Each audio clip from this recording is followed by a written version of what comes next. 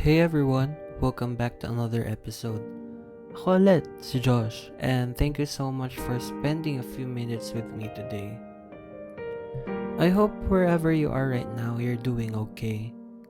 For today's episode, gusto kong pag-usapan ng isang bagay na siguro halos lahat tayo nararanasan o nakakaranas pa rin.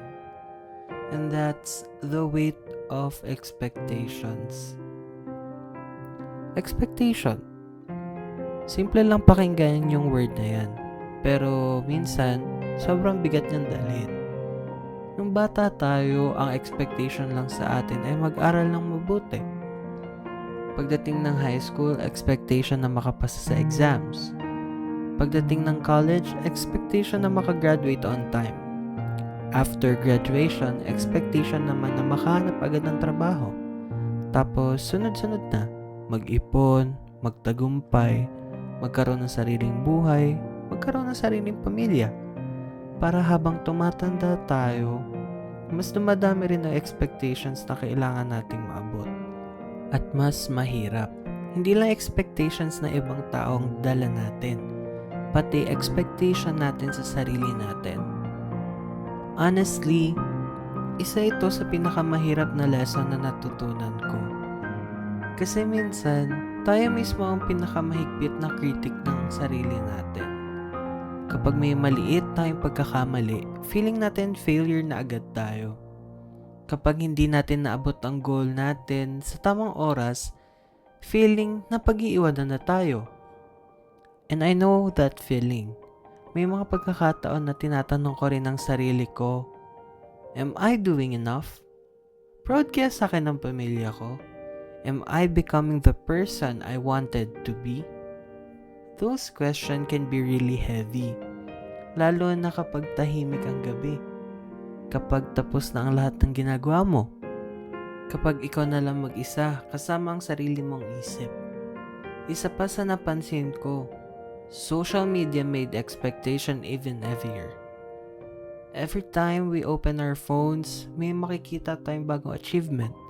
Someone got promoted, someone graduated, someone bought their first car, someone is traveling, and someone is getting married.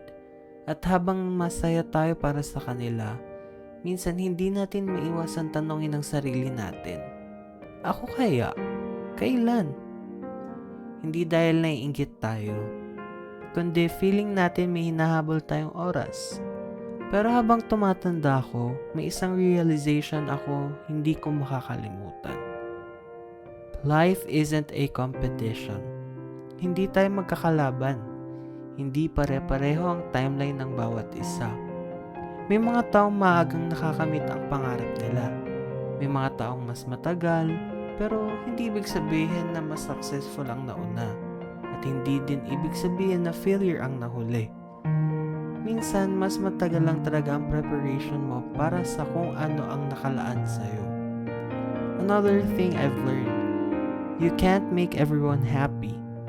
No matter how hard you try, may mga taong laging magsasabi. May mga taong laging may expectation sa'yo. At kapag sinubukan mong i-please ang lahat, mapapagod ka lang. Because the truth is, you were never created to live according to everyone else's expectations. You were created to live your life with purpose.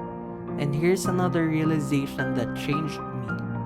Sometimes, the pressure we're carrying isn't even coming from other people anymore.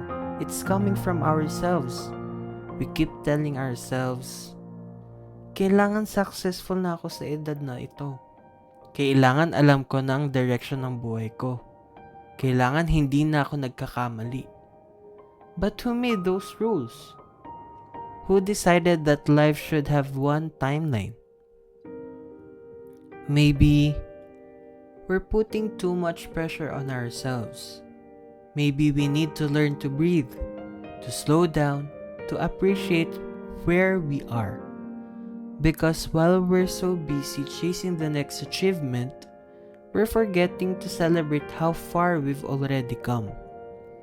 If you're listening to this today, maybe you're carrying expectation from your family. Maybe from your professors, maybe from your friends, or maybe from yourselves.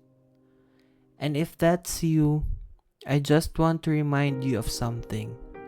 Your worth is not measured by your grades, your salary, your followers, your achievements, or the opinions of other people.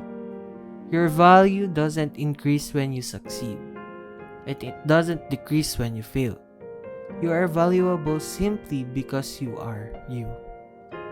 And that's something no achievement can ever replace. Before I end this episode, I want to leave you with one question. Whose expectation are you really living for? Is it yours or is it someone else's? Because one day when you look back at your life, I hope you'll see a life that made you happy, not one that was lived just to satisfy everyone else. At the end of the day, it's okay to have goals. It's okay to dream big. It's okay to work hard. But don't let the pressure of becoming someone tomorrow stop you from appreciating who you are today. Thank you so much for listening to today's episode. If this episode spoke to your heart, maybe take a few minutes today to give yourself credit. You've survived days you thought you wouldn't. You've overcome challenges you once thought were impossible. And that's something to be proud of. This is Josh, and I'll see you in the next episode. Until next time, take care of yourself, keep chasing your dreams, but don't let expectations steal the joy of your journey. Bye everyone!